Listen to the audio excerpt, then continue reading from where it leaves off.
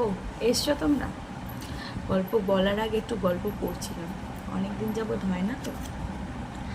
আজকে কিন্তু একটা জবরদস্ত গল্প এনেছি। ওই যে অনেকটা তারানাথ তান্ত্রিকেরই মতো, জানো তো। তোমরা কখনো ওসব বাদ দাও, তোমরা আগে বলো, তোমরা কখনো নরকরটি, চারালের মাথা বা কালো বিড়ালের খুলি দেখেছো? দেখোনি তো, আমিও দেখিনি।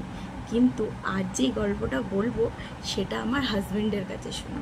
আসলে আমাদের এই সোনারপুরে একজন ভদ্রলোক আছে। তিনি না মানে ধরো তন্ত্রমন্ত্রের সাধনা করেন।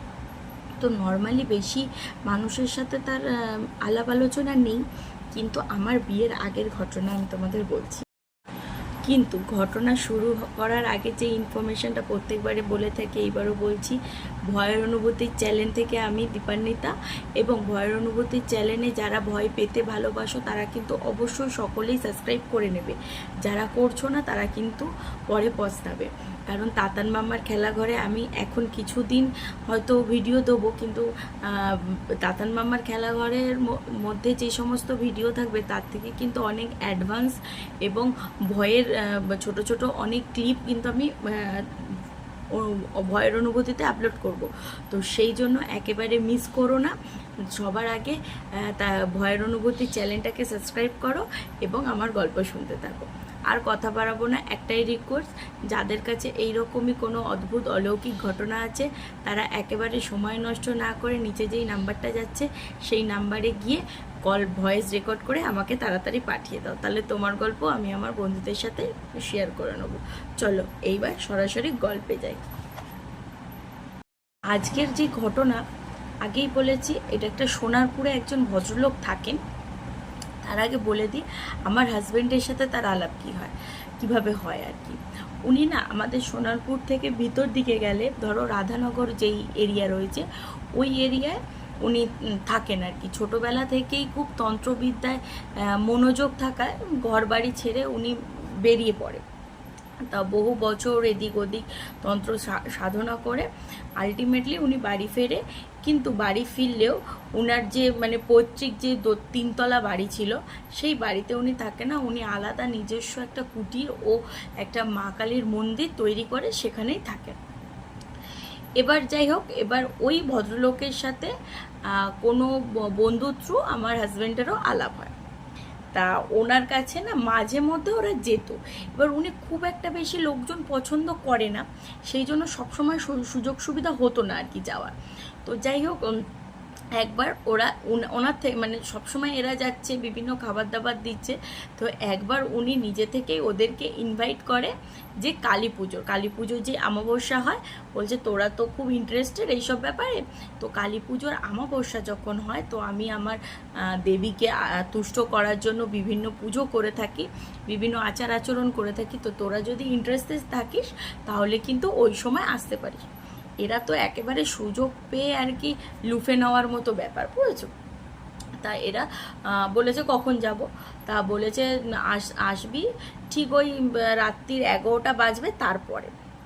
অদ্ভুত বিষয় জানো, আমার বর ওখানে গিয়ে মানে আমার হাজব্যান্ড আর কি ভূতেদের জন্য মাটন রান্না করেছিল। গল্পটা খুব ইন্টারেস্টিং জিনিস রয়েছে। আসল ঘটনাটা একটু বাকি আছে, কিন্তু তার আগে এই জিনিসগুলো তোমাদের সাথে শেয়ার করি। আমিও মানে শুনে আমি যতটা অবাক হয়েছে আমি চাই তোমরাও ততটাই অবাক হও। তো যাই হোক, ওরা ইনভিটেশন পায়। তো অনেকটা দূর, মানে লোকালয় থেকে ওনার বাড়ি অনেকটা দূর, প্রথম কথা। দ্বিতীয় কথা, ওনাদের প্রায় 5 থেকে 7 বিঘা জমি রয়েছে। উনি কিন্তু ওদের যে ফ্যামিলি মেম্বার্স যারা রয়েছে, ওনার স্ত্রী বলো বা মা বাবা ভাই, তাদের থেকে অনেকটা দূরে গিয়ে একটা পণ্য কুঠির মতো তৈরি করেছে, ওখানে মা কালীর বাস। আমরা সচরাচর যেই মা কালী দেখে থাকি ওই মা কালী কিন্তু একেবারেই সেই রকম ছিল না। কিরকম ছিল না, ওই মা কালীর বর্ণ কালো, প্রথম কথা। এবং আমরা যে কালী মায়ের আর কি পুজো করে থাকি, ঠিক আছে, সেই কালী মায়ের দেখবে ভুরুটা বা চোখের উপরটা একটা লাল থাকে, মানে আইভ্রুর মতনই একটা লাল দাগ থাকে। কিন্তু ওই কালীর কোনোরকম ওইসব দাগ ছিল না, পুরোটাই মিশমিশে কালো বর্ণের একটা দেবী মূর্তি, ঠিক আছে। তার না জিভটা বা লাল না অন্য কিছু, পুরোটাই নাকি কালো ছিল। এবং তার যে ঘরটা ছিল সেই ঘরটার মধ্যে একটা নারকেল দিয়ে আর কি স্থাপনা করা হয়েছিল, গোটা নারকেল, মানে খোসাওয়ালা, খোসা ছাড়ানো না। এবং ওই ঘরটা ওইভাবে থাকার কারণে, নারকেলটা ওর উপরে থাকার কারণে ওই নারকেল থেকে নারকেল গাছ পর্যন্ত উঠেছে, ঠিক আছে, একেবারে অদ্ভুত। এবং ওনার যে পুজোর বেদি ছিল, বেদিতে প্রায় 9 করে 15 থেকে 16টা মানে মুন্ডু, মানে যেটা কঙ্কালের মুন্ডু আর কি বলি, তার মধ্যে একটি ছিল চারালের মাথা, বিধবা একটা মহিলার মাথা, কালো বেড়ালের মাথা, এরকম করে মানে নবজাত শিশুর মাথা, কখনো 7 বছরের শিশু সাপে কেটে মারা গেছে এরম শিশু, কেউ ধরো কোনো নাপিদের অপঘাতে মৃত্যু, এই করে করে প্রায় 15 থেকে 16টা শুধু নরক করটি দিয়ে আর কি সাজানো রয়েছে বেদিটা, ঠিক আছে। এবার ওদের আর যে মন্দিরটা যিনি উনি থাকে, ওই মন্দিরের পাশেই রয়েছে বিরাট বড় বাঁশবাগান। তো এদেরকে বলছে ঠিক আছে তোরা এসছিস, তোরা কি মানে সমস্ত কিছু দেখবি, ভয় পাবি না তো? বলছে না না, আমরা কোনো ভয় পাবো না, আমরা দেখবো বলেই তো এসেছি। তা আমার হাজব্যান্ডকে বলছে তুই তো খুব রান্না করতে ভালোবাসিস, তা তুই এক কাজ কর না, মানুষের জন্য তো অনেক রান্না করেছিস, এবার আমার প্রেত বন্ধুদের জন্য একটু কিছু রান্না করে দে। তো বলছে হ্যাঁ আমি করব। কি রান্না করব না, খাসির মাংস, ঠিক আছে, খাসির মাংস রান্না করে দিতে বলেছে। তা কিভাবে রান্না করবে প্রসিডিওর আছে, উনি বিভিন্ন মন্ত্রতন্ত্র দ্বারা একটা উনুন বানিয়ে দিয়েছে, ঠিক আছে, উনুনটা বানিয়ে দিয়েছে। এবং ওর মধ্যে মাটির কড়াই পাওয়া যায়, মাটির কড়াইয়ের মধ্যে একটা বাঁশের কঞ্চি, এরকম খুন্তি মতো বানানো বাঁশের জাস্ট একটা লম্বা কঞ্চি দিয়েছে।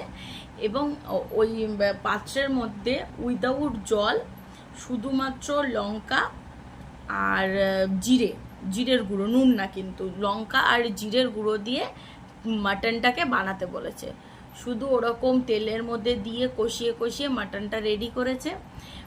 ও যখন রান্না করছিল বলছে যে পাশ থেকে মনে হচ্ছে কারা ভীষণ আনন্দ সহকারে পাইচারি করছে, যদিও অনেক লোক ছিল, তারা কিন্তু কেউ হাঁটাচলা করছিল না, আর ওই জঙ্গলের মধ্যে কেউ যায়ও না। তা ওরা যে 3-4 জন ছেলে গেছিল তারা সকলেই এক জায়গায় দাঁড়িয়েই ছিল, কিন্তু সবসময় মনে হচ্ছে যে ওদের চারপাশ থেকে কেউ ঘোরাঘুরি করছে পায়ের শব্দে।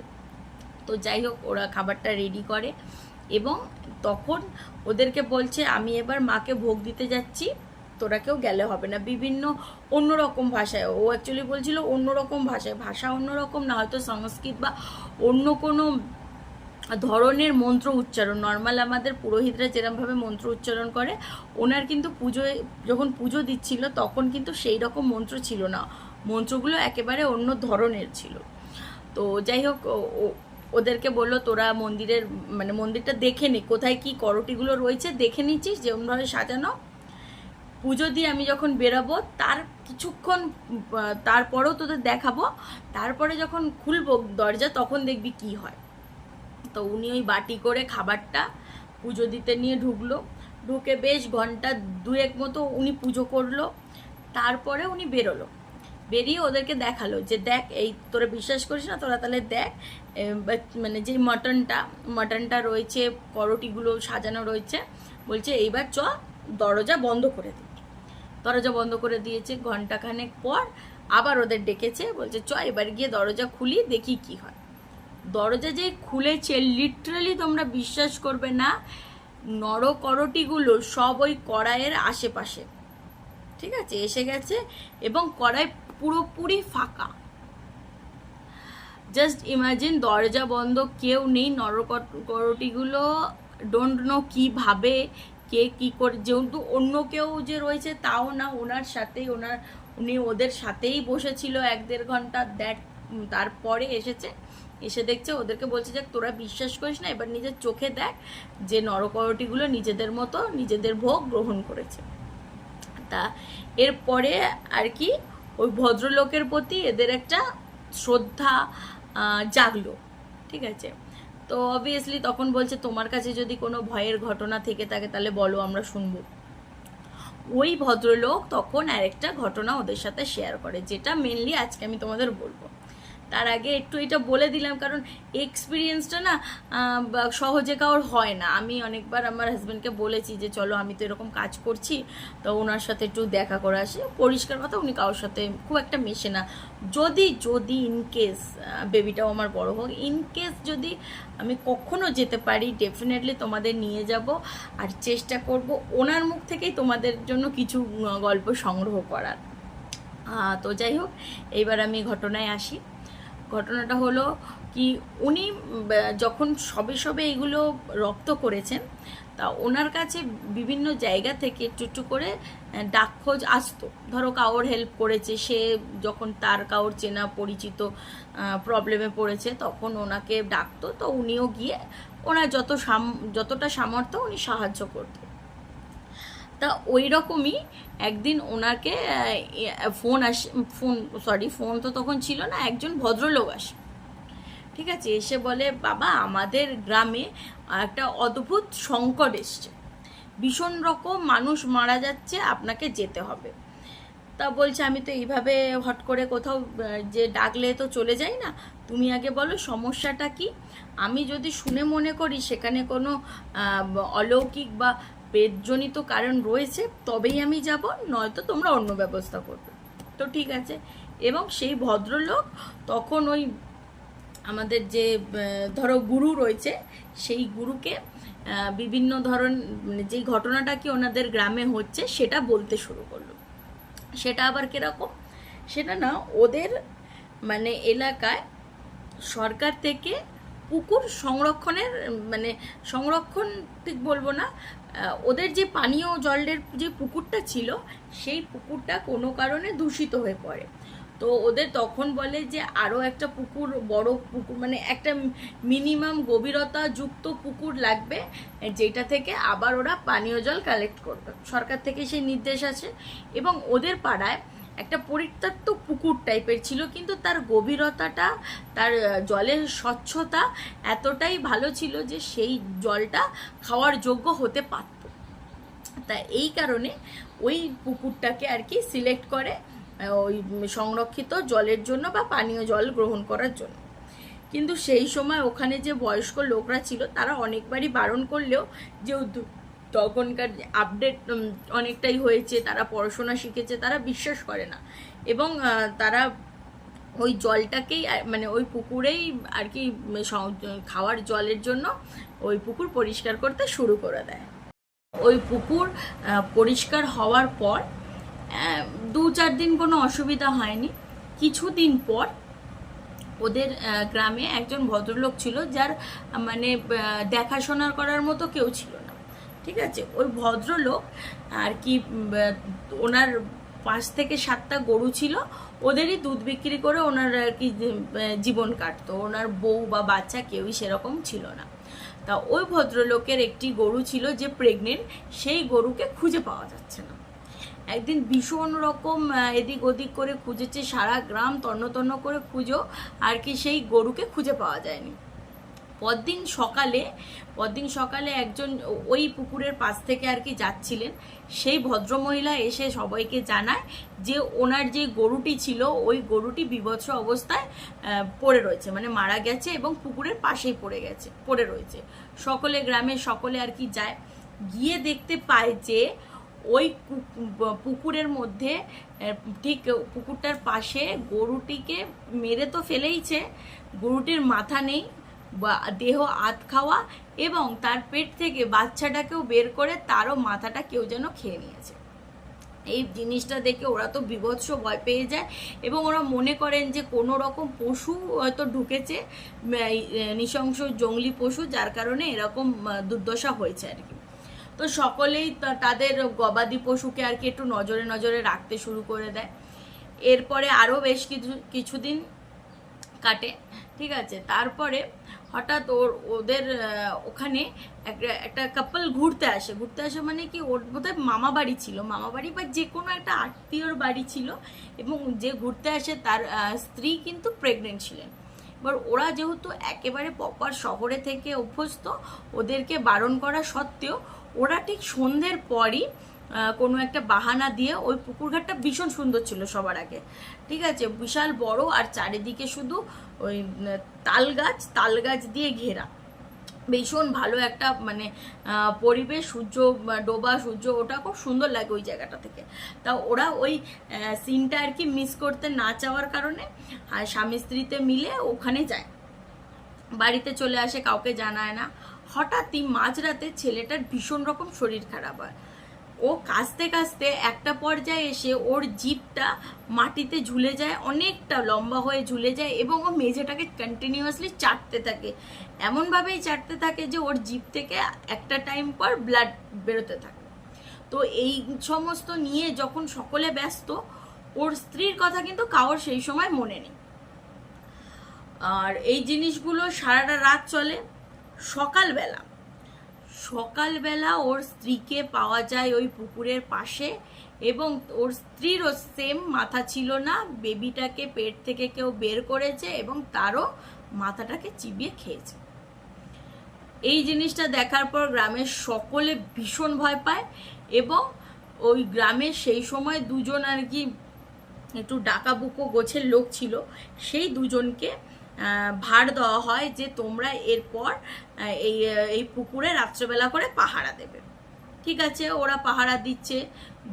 প্রথম দিন যেদিন পাহারা দিতে গেছে, চারদিকে ঘুরে এসে ওরা ওই পুকুর থেকে একটু সামান্য দূরে একটা মাচা মতো তৈরি করেছিল, ওখানে বসে ওরা রাত্রের খাবার খাচ্ছে, রাত্রের রুটি তরকারি খাচ্ছে। হঠাৎ না পুকুরের মধ্যে ঝুপঝুপ ঝুপঝুপ করে আওয়াজ হচ্ছে, মানে জলটাকে নিয়ে কেউ খেললে বা জলের মধ্যে হাত দিয়ে এরকম থাবড়া মারলে যেরকম আওয়াজ হয়, ওই রকমই আওয়াজ হচ্ছে। এবার তখন ওরা বলে যে আওয়াজ হচ্ছে কেন? তা ওর মধ্যে দিয়ে একজন বলছে যে তুই বস, আমি দেখে আসছি কি হয়েছে বলে, আর একজন যে ছিল সে দেখতে গেছে যে কি আওয়াজটা কি হয়েছে, কোনো কিছু পড়ে গেছে কি না, এই সমস্ত ভেবে ও আর কি দেখতে গেছে। যখনই ও দেখতে গেছে, দেখছে একজন মানে বিশাল বড় কিছু, শুধু একজন না, 4টে মূর্তি ছিল, পুরো গাটা না লোম দিয়ে ঢাকা, মানে ওর চাঁদের আলোয় যতটা বুঝতে পারছে গাটা পুরো লোম দিয়ে কালো অবয়ব ঢাকা, মানে পুকুরটার মিডিলেই দাঁড়িয়ে রয়েছে ওরা। এবং ওরা সঙ্গে আরো ছোট ছোট দুজন ছিল, তাদের নিয়ে যেন খেলা করছে পুকুরের মধ্যে। কিছুক্ষণ পর ও যখন দাঁড়িয়ে রয়েছে কোনো কথা বলছে না, তখন ওর যে আরেকজন সহকারী ছিল সেও দৌড়ে আসে যে কি হয়েছে। ওর হাতে টর্চ ছিল। ও দৌড়ে আসার আগের মুহূর্তে ওই যে মূর্তিগুলো যেগুলো ছিল আর কি দাঁড়িয়ে, লোমশ মূর্তিগুলো, ওরা টের পেয়ে যায় যে ওদের কেউ দেখছে।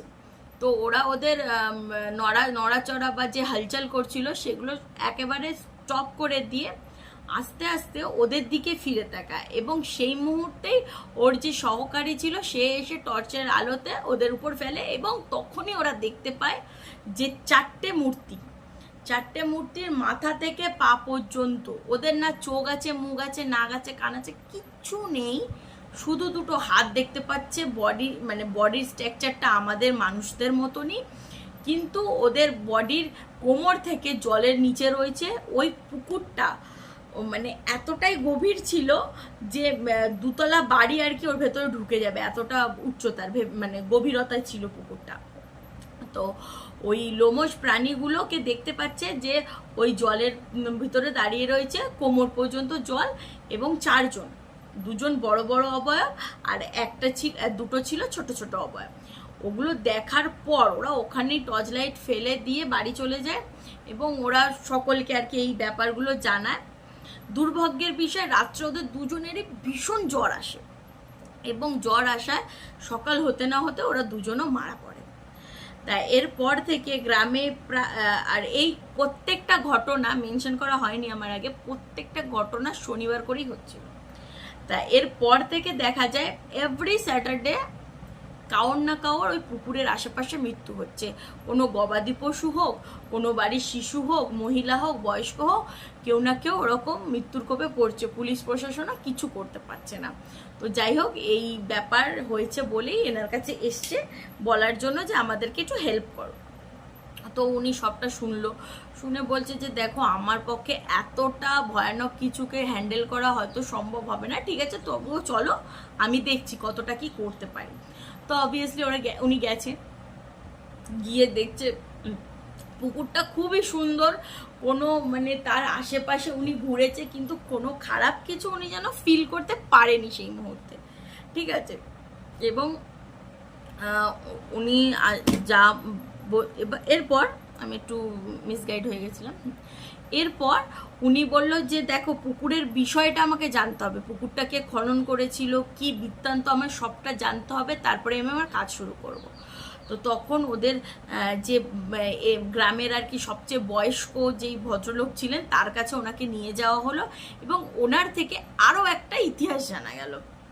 কিরকম ঘটনা না, বহু বছর আগে, ঠিক আছে, বহু বছর আগে যখন এরকমই এই জায়গাটা পরিত্যক্ত অবস্থায় ছিল, ঠিক আছে, বন জঙ্গল হয়েছিল, তো সেই সময় কিছু, যখন এই জায়গাটা পরিত্যক্ত অবস্থায় পড়েছিল সেই সময় কিছু তোমার যারা কালো জাদু, মেনলি কালো জাদুটা করে, খারাপ জিনিস নিয়ে যারা কাজ করে, পেট চর্চা কেউ ভালোর জন্য করে, কেউ খারাপের জন্য করে, মানে এই সমস্ত তন্ত্রবিদ্যা কেউ ভালোর জন্য করে, কেউ খারাপের জন্য করে, এইরকমই দুটো ভাগ রয়েছে। যে বেসিক্যালি যারা খারাপ জিনিসগুলোকে আহ্বান করতো, সেই রকম কিছু 5-7 জন লোক ওই যেখানটা এখন পুকুর রয়েছে ওইখানে বসে ওরা সাধনা করতো। এক পর্যায়ে যখন সেখানকার জমিদার এগুলো জানতে পারে তো ওদেরকে ওখান থেকে বিতাড়িত করে, এবং কোনো কারণে ওরা ওইখানে, ঠিক আছে, বিভিন্ন জিনিস পুঁতে দেয়, ওগুলোকে পুঁতে দেয়, এবং পরবর্তীকালে ওরা তো চলে যায়, ওদের পরবর্তীকালে ওখানে একটা পুকুর নির্মাণের সিদ্ধান্ত নেওয়া হয়, এবং যখন ওই পুকুরগুলো মানে পুকুর কাটা হয় তখন প্রচুর পরিমাণে মানুষের খুলি, হাত পায়ের কঙ্কাল, এছাড়াও তোমার বিভিন্ন এরকম ঘড়া টাইপের পিতলের ঘড়া পায়। তো ওইগুলো আর কি ওরা তুলে খনন কার্য করে একটা পুকুর নির্মাণ করে, এবং ওই পুকুরের নির্মাণ করার দিন 5-এর মধ্যে ওই যে জমিদার ছিলেন উনি কিন্তু মারা যায়। তারপর থেকে এখন যেরকম মৃত্যুলীলা শুরু হচ্ছে, ওই মাথা কাটা বডি সেম, ও তখনও এইগুলোই শুরু হয়েছিল। তখনকার যে একজন পুরোহিত ছিল তাকে ডেকে নিয়ে আসা হয়, এবং সে এসে এই বৃত্তান্তটা তাদের জানায় যে এইখানে কোনো খারাপ লোক আর কি তন্ত্র করে গেছেন, এবং এখানে 4টে জিনকে আর কি বন্দি করে রেখে দিয়ে গেছেন, ওই কারণে এই জায়গাটা ওদের নামেই আর কি ট্রান্সফার করে দিয়ে গেছে, বা ওদেরকেই দানে দিয়ে গেছে যে এই জায়গায় তোমরা থাকবে, তো তোমরা এখানে পুকুর কেটেছো, চেষ্টা করো পুকুরটাকে ভরাট করে দেওয়ার। কিন্তু সেই সময় নাকি প্রচুর চেষ্টা করা হয়েছে, লরিকে লরি মাটি বালি সমস্ত কিছু ফেলার পরও ওই পুকুরটা নাকি ভরাট হয়নি। তারপরে পুকুরটাকে পরিত্যক্ত হিসাবে ঘোষণা করে, কিন্তু তারপরেও নাকি বহু লোকের আর কি মৃত্যু তো বলেইছি আগেই হয়েছে। তো ওই পুকুরটাকে ওই ভদ্রলোক আসে এবং তন্ত্র সাধনার মাধ্যমে বিভিন্ন কার্যসিদ্ধি করার জন্য বিভিন্ন আচার আচরণ করে ওই জিনগুলোকে ওই পুকুরের মধ্যেই বন্দি করে, যাতে ওর বাইরে আর কি যেতে না পারে, ওখানে বন্দি করেন, এবং বলে দেয় যে এই পুকুরটা বা এই এলাকাটাই পুরো ধরো আমরা পরিত্যক্ত বলে ঘোষণা করে দাও, তাহলেই আর কি বেটার হবে। তা ওইভাবেই চলেছে বহু বছর, 2-3টে প্রজন্ম কেটেছে। তারপরে এখন যেই সমস্যাটা দেখা দিয়েছে সেইটা এই কারণেই যে পুকুরটাতে আবারও মানুষের অনুপ্রবেশ হয়েছে, যার কারণে ওরা ওদের অস্তিত্বটাকে আবার বোঝাই করতে আসছে। তো এই ঘটনাটা শোনার পর এই ভদ্রলোক বলল ঠিক আছে আমি তোমাদেরকে সাহায্য করব, কিন্তু জিনিসটা একদিনে হবে না, আমার কমপক্ষে হলেও 15টা দিন সময় লাগবে, 15টা দিন আমি রেগুলার পুজো অর্চনা করবো এইটার থেকে মুক্তি পাওয়ার জন্য। এবার এই 15টা দিন তো উনি এর থেকে মুক্তি পাওয়ার জন্য পুজো করতো, কিন্তু রেগুলার রাত্রেবেলা যখনই উনি ঘুমাতে যেতেন, রাত্রে বলো দুপুরে বলো যেই সময় উনি সময় পেতেন ঘুমানোর জন্য যেতেন, একটা বিভৎস নারী মূর্তির স্বপ্ন আসতো না, যার জিভটা একেবারে মেঝের সাথে ল্যাপটানো, চোখগুলো বেরিয়ে আসা, মাথার চুল উস্কো খুস্কো। উনি ওই জিভ বের করা অবস্থাতেই বলতো কথাটা একেবারে অস্পষ্ট, অসম্ভব বোঝা, এই কারণে ওই কথাটা ওনার বুঝতে প্রায় সপ্তাহখানেক সময় লাগে। আলটিমেটলি উনি বলতে চেয়েছিল, পরে যখন উনি বুঝতে পারে, বলতে চেয়েছিল যে এটা আমার বাসস্থান, এখান থেকে আমাকে বিতাড়িত করিস না, তবে কিন্তু তোর ভালো হবে না। তো যাই হোক, ওনার ও জিনিসগুলোকে ইগনোর করে রীতিমতো কাজ শুরু করে এবং অবশেষে ওই পুকুরটাকে আর কি ওই জিন মুক্ত করে দেওয়া হয় এবং উনি দাঁড়িয়ে থেকে ওই পুকুরটাকে ভরাটও করে দিয়ে আসে। এরপর বেশ কিছুদিন কেটে যায়, ভদ্রলোকের স্ত্রী প্রেগনেন্ট হয়, ওই 8-9 মাসের ভরা মাস, বুঝেছো। এবার ওনার আরেক জায়গায় ডাক আসে, এরকমই একটা বাচ্চাকে না বা কাউকে একটি প্রসেস করেছে, তা ওকে ঝাড়ফুঁক করার জন্য উনি যায়। ফেরার পথে ওনার বাড়ি ফিরতে হলে একটা খাল পড়ে, খালের দুদিকে ভীষণ জঙ্গল এবং খালের যেই রাস্তাটা, পাশ দিয়ে যাওয়ার রাস্তাটা, ওটা কিন্তু পাকা বা ইটের না, ওটা টোটালি মাটির।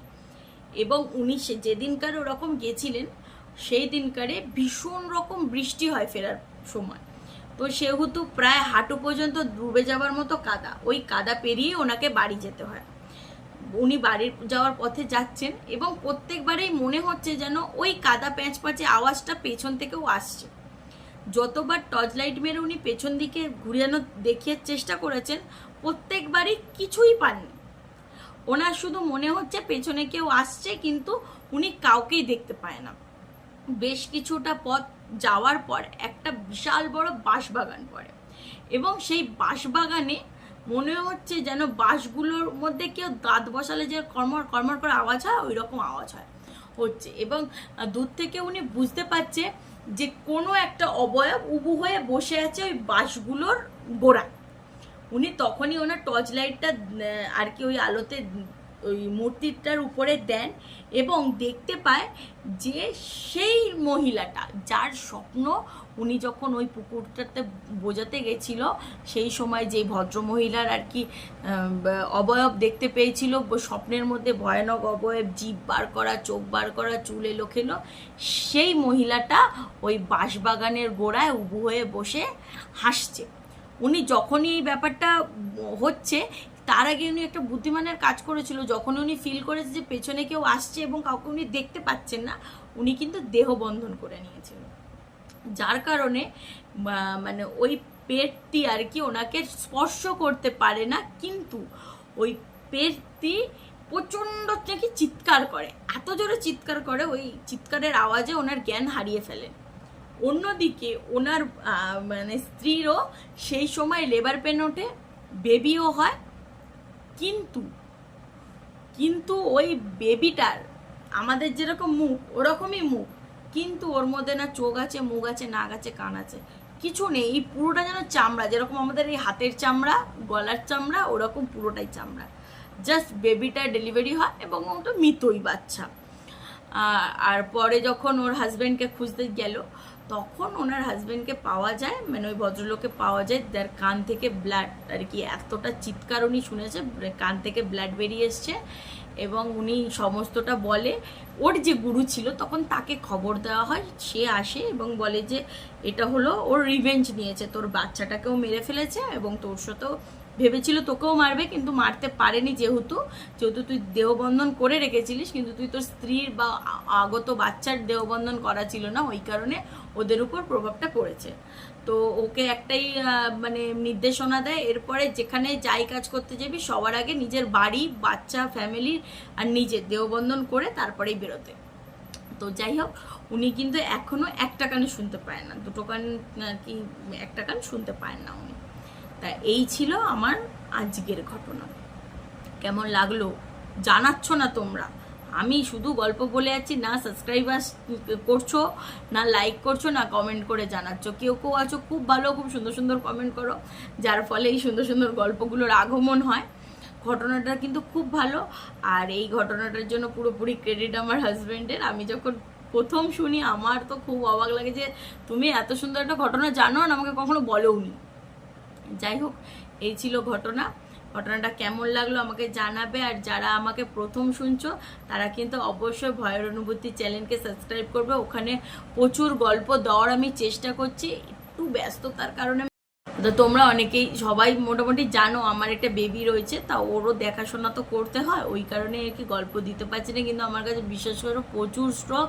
ও আরেকটা কথা বলা হয়নি, যারা বড় গল্প শুনছো এবং ছোট গল্প শুনতে ভালোবাসো তাদের জন্য বলে দিই, ভয়ের অনুভূতিতে কিন্তু আমি ছোট গল্প পোস্ট করেছি বাবা বড় কাচারির উপরে, ওটা শুনে এসো, ওটা কিন্তু বেশ ভালো, ঠিক আছে? আর আবারও বলি, তোমাদের কাছে যদি গল্প থেকে থাকে তাহলে কিন্তু অবশ্যই নিচে দেওয়া নাম্বারে আমার সাথে যোগাযোগ করতে পারো বা ভয়েস রেকর্ড করে আমায় পাঠিয়ে দিতে পারো। তাহলে আজকেরকার মতো এপিসোড এখানেই শেষ করছি। সবাই ভালো থাকবে, সুস্থ থাকবে, আর হ্যাঁ, খুব ভয় পাবে এবং ভয়কে অনুভব করার জন্য আমার চ্যানেলে কিন্তু যুক্ত হয়ে যাবে। চলো, নমস্কার।